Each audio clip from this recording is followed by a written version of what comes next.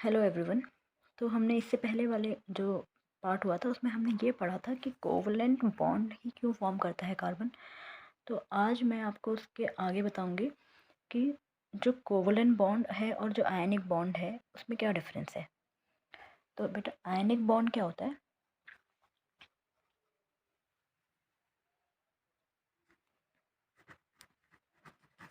Ionic bond में क्या होता है? आयनिक बॉन्ड में हम देखते हैं चार्जेस का फॉर्मेशन होता है। आयनिक बॉन्ड मोस्टली आपको मेटल्स एंड नॉन मेटल्स के बीच देखने को मिलता है। जैसे फॉर एग्जांपल एक Na है आपका। Na के जो वैलेंस इलेक्ट्रॉन्स हैं कितने हैं, उसकी वैलेंसी कितनी है? वैलेंसी उसकी 1 है और उसका जो एटॉमिक नंबर है वो कितना है? एटॉमिक नंबर कितना है? 11। तो एटॉमिक नंबर 11 होने की वजह से इसका कॉन्फ़िगरेशन क्या बन जाता है? 2,8,1। तो इसको अपना स्टेबिलिटी पाने के लिए क्या करना है? इसको स्टेबिलिटी पाने के लिए इस 1 को यहाँ से निकाल देना है। और 1 निकालना बहुत ईजी है, उतनी एनर्जी नहीं लगती है, तो ये 1 ईजिली निकाल सकता है। तो जब ये 1 अपना रिमूव कर देगा तो ये क्या बन जाएगा? Na है।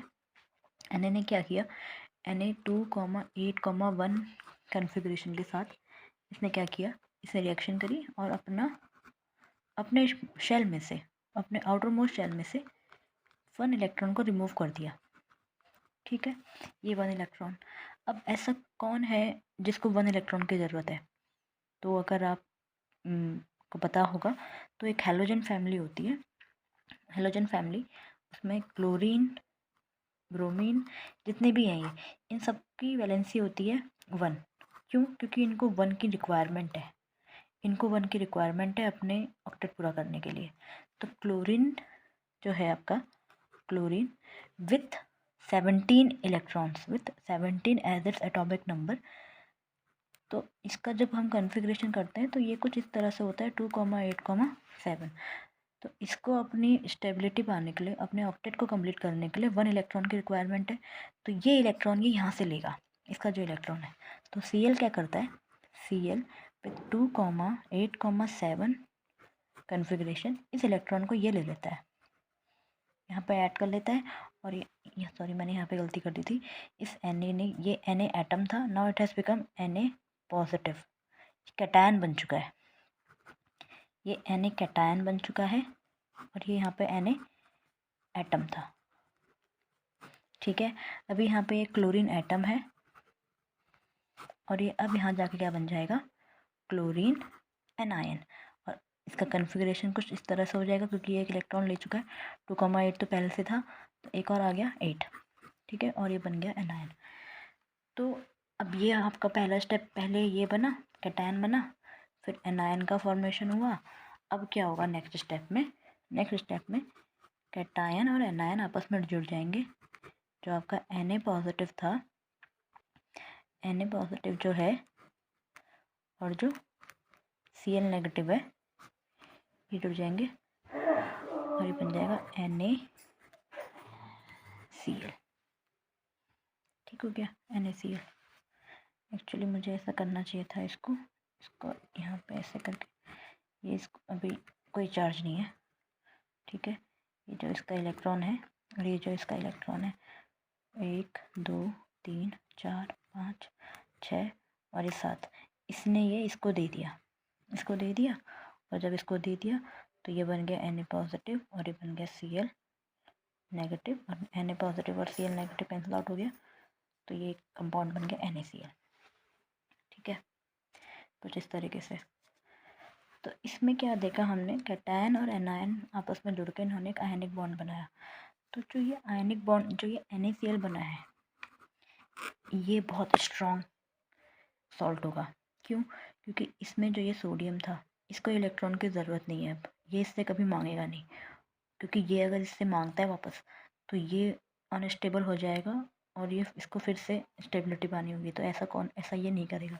और Cl की स्टेबिलिटी हो चुकी है पूरी कंप्लीट, उसका पूरा ऑक्टेट पूरा हो चुका है। तो वो एक इलेक्ट्रॉन इसको वापस नहीं करेगा, क्योंकि अगर वापस करेगा तो Cl भी बिखर जाएगा।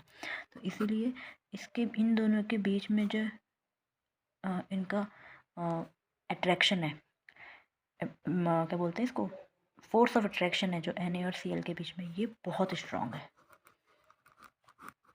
तो NaCl की जो बॉन्डिंग, जो आयनिक बॉन्ड में जो मेल्टिंग पॉइंट होगा, मेल्टिंग पॉइंट, बॉइलिंग पॉइंट, वो बहुत ज़्यादा हाई होगा। वाई? क्योंकि हाई होगा, बहुत ज़्यादा हाई होगा। क्यों होगा हाई?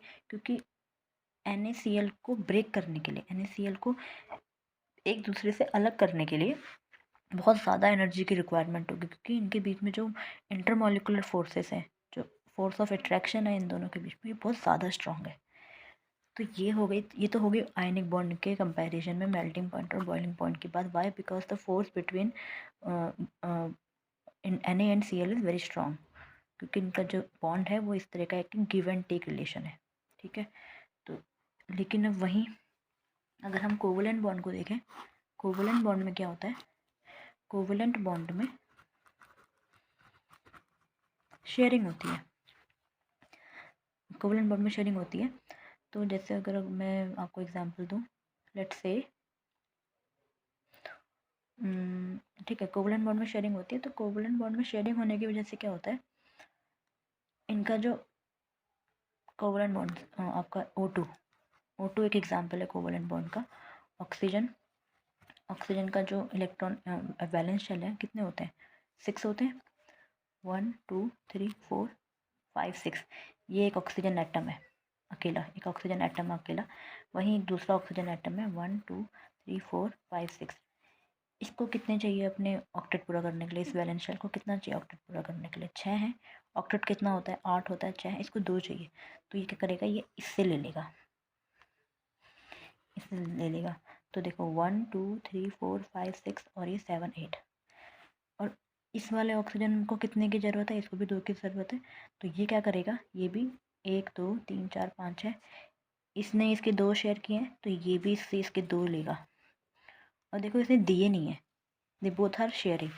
ये वाला ओ इससे शेयर कर रहा है और इसके भी काउंट करेगा। देखो 1 अपने भी काउंट करेगा, उसके भी काउंट करेगा। सिमिलरली ये वाला ओ अपने भी काउंट करेगा, इसके भी काउंट करेगा। तो दोनों में शेयरिंग हो रही है, ये दोनों शेयर कर रहे हैं। तो ऐसे बॉन्ड को हम बोलते हैं कोवलेंट बॉन्ड। लेकिन इसके आयनिक बॉन्ड के कंपैरिजन में कोवलेंट बॉन्ड का जो मेल्टिंग पॉइंट होगा, इसका जो मेल्टिंग पॉइंट और बॉइलिंग पॉइंट होगा, वो इसके कंपैरिजन में इतना स्ट्रांग नहीं होगा, इसके कंपैरिजन में थोड़ा कम होगा। ठीक है। तो ये हमने जाना कोवलेंट बॉन्ड और आयनिक बॉन्ड के बारे में। और अब इसके बाद हम समझते हैं कि जो कार्बन, जो हमारा मेन चैप्टर है जिसे हम अभी पढ़ रहे हैं, कार्बन एंड इट्स कंपाउंड, उसके बारे में समझते हैं कि वो इतना वर्सटाइल क्यों है। मैं फर्स्ट पार्ट से आपको ये बात बोल रही हूँ कि वो बहुत वर्सटाइल है, बहुत वर्सटाइल है, बहुत यूनिक है। तो let's begin our that part of the video where I'm gonna teach you about कि कार्बन इतना वर्सटाइल और इतना है। लेट्स सी कार्बन का जो सबसे इम्पोर्टेंट पॉइंट है, सबसे पहला जो पॉइंट है जो carbon, why is carbon so versatile?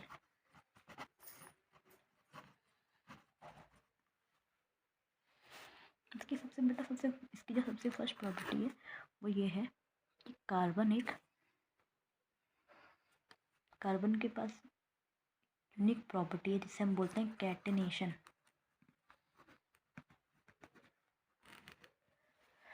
Carbon के पास एक यूनिक प्रॉपर्टी है जिसे हम कहते हैं catenation.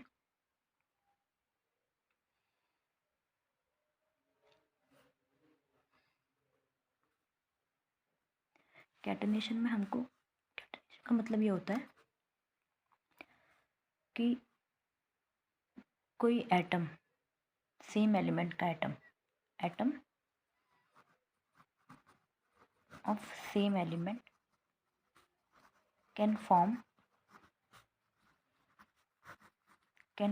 bonds with the different atom of same element, with the different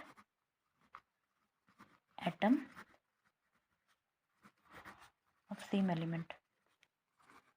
मतलब कि जैसे अभी हमने देखा O2 बना ना, O2 बना, O ने ही दूसरे O के साथ बॉन्ड बनाया, O का दूसरा आइटम और दूसरे O का दूसरा आइटम, डिफरेंट आइटम, लेकिन एलिमेंट तो सेम ही है, एलिमेंट तो वही ऑक्सीजन ही है ना। इस O ने अपने आप से बॉन्ड बनाया, तो ये एक तरीके का कैटेनेशन है, ठीक है। और वैसे ही N2 भी होता है, N2 सॉरी इनके बीच में डबल बॉन्ड है, वो हम पढ़ेंगे अभी डबल बॉन्ड सिंगल बॉन्ड क्या होता है। N2, N और N दोनों अलग अलग एलिमेंट है, सेम एलिमेंट है बट एटम अलग अलग है।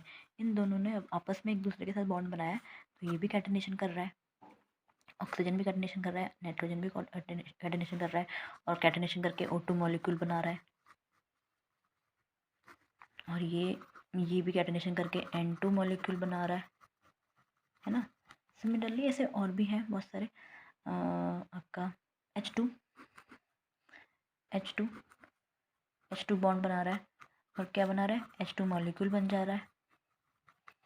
तो ये एग्जाम्पल है कैटेनेशन के, बट ये बहुत ही एक एक एक हद तक, एक एक्सटेंट तक ये कैटेनेशन कर पा रहे हैं। लेकिन जो कार्बन होता है, कार्बन क्या करता है, कार्बन इतना ज़्यादा वर्सटाइल इसलिए है क्योंकि ये अपने जैसे चार और चार से ज़्यादा बहुत सारों से ये कैटेनेशन कर सकता है। कार्बन अपने आप से बहुत सारे लिंक बना सकता है, बहुत सारे बॉन्ड बना सकता है, बहुत सारी चेन, बहुत ज़्यादा। लाइक आप इसकी जितना आप जा सकते हैं, कार्बन इतने बॉन्ड बना सकता है। तो देखो कार्बन अपने आप से बहुत सारे बॉन्ड बना सकता है, इसलिए कार्बन इन सबसे ज़्यादा यूनिक है। क्योंकि O की अपनी एक लिमिट है, O2 या O3 तक जा सकता है, N2 की अपनी लिमिट है, N की अपनी लिमिट है, H की अपनी लिमिट है, बट कार्बन बहुत ज़्यादा एक्सटेंट तक अपने आप के साथ बॉन्ड बना सकता है। इसीलिए कार्बन इतना ज़्यादा यूनिक है, और इसी रीज़न से हमें कार्बन के बहुत सारे कंपाउंड देखने को मिलते हैं। तो catenation to the extent which carbon can do is not seen in any other element. Sulphur 8 S8 तक हम एक मॉलिक्यूल देख पाते हैं सल्फर का, जो कि अपने ही आप में बहुत ज़्यादा है, बट कार्बन इससे कहीं ज़्यादा हद तक, कहीं ज़्यादा एक्सटेंट तक अपने आप के साथ बॉन्ड बनाता है। इसलिए इसकी जो कैटेनेशन की पावर है सबसे ज़्यादा स्ट्रॉन्ग है, सबसे ज़्यादा यूनिक है। इस रीज़न से इसके बहुत सारे कंपाउंड देखने को मिलते हैं। पहली जो उसकी प्रॉपर्टी है जिसकी वजह से ये इतना यूनिक है, ये आपका कैटेनेशन है। दूसरा है टेट्रावेलेंसी। नाउ टेट्रावेलेंसी, इसके बारे में हम बात कर चुके हैं वैसे थोड़ा सा। टेट्रावेलेंसी कि इस कार्बन की जो वैलेंसी है वो है 4।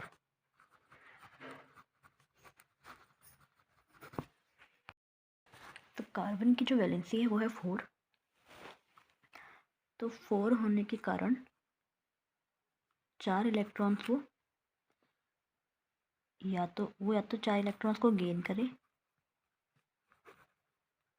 या 4 को लूज़ करे। ये इसके बारे में हम बात कर चुके हैं पहली वीडियो में। गेन नहीं कर सकता, और क्यों लूज़ नहीं कर सकता। गेन इसलिए नहीं कर सकता क्योंकि 6 प्रोटॉन्स को 10 इलेक्ट्रॉन्स को होल्ड कर पाना बहुत मुश्किल, 6 प्रोटॉन्स के लिए 10 इलेक्ट्रॉन्स को होल्ड कर पाना बहुत मुश्किल हो जाएगा। और लूज़ इसलिए नहीं कर सकता क्योंकि बहुत ज़्यादा एनर्जी की रिक्वायरमेंट होगी अपने शेल में से इलेक्ट्रॉन्स को बाहर निकालने में, तो ये दोनों ही नहीं कर सकता। तो इसलिए कार्बन क्या करता है, कार्बन कोवलेंट बॉन्ड बनाता है, ये हम सीख चुके थे। तो कार्बन जब कोवलेंट बॉन्ड बना रहा है तो कार्बन को 4 अपनी वैलेंसी कंप्लीट करनी है। तो कार्बन क्या करता है, कार्बन चाहे तो 4 अलग अलग आइटम से बॉन्ड बना ले, या चाहे तो अपने आप से अपने ही 4 डिफरेंट आइटम से बॉन्ड बना ले, या फिर वो चाहे तो हाइड्रोजन के साथ बॉन्ड बना ले और बन जाए CH4, जिसको हम मीथेन बोलते हैं। या कार्बन चाहे तो अपने ही आप से बॉन्ड बना ले, कार्बन चाहे तो अपने ही आप से बॉन्ड बना ले और फिर 3H से बना ले।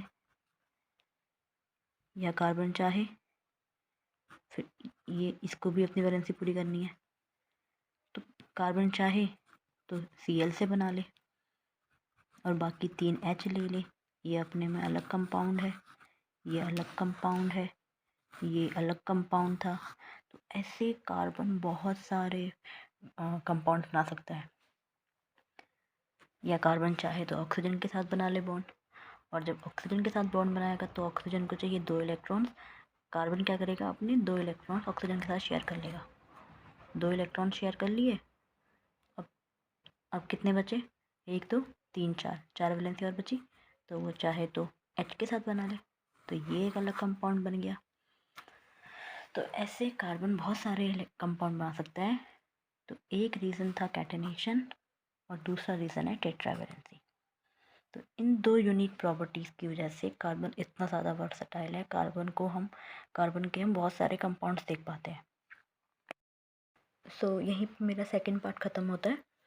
अब जो हम थर्ड पार्ट करेंगे उसमें हम सीखेंगे कि कैसे N2O2 और H2 और जो बाकी कंपाउंड्स और बाकी मॉलिक्यूल्स हमारी एनसीईआरटी में प्रेजेंट है वो कैसे बनते हैं, उनका स्ट्रक्चर कैसे है, कैसे इलेक्ट्रॉन ऑर्डर स्ट्रक्चर है, वो सब के बारे में हम पढ़ेंगे।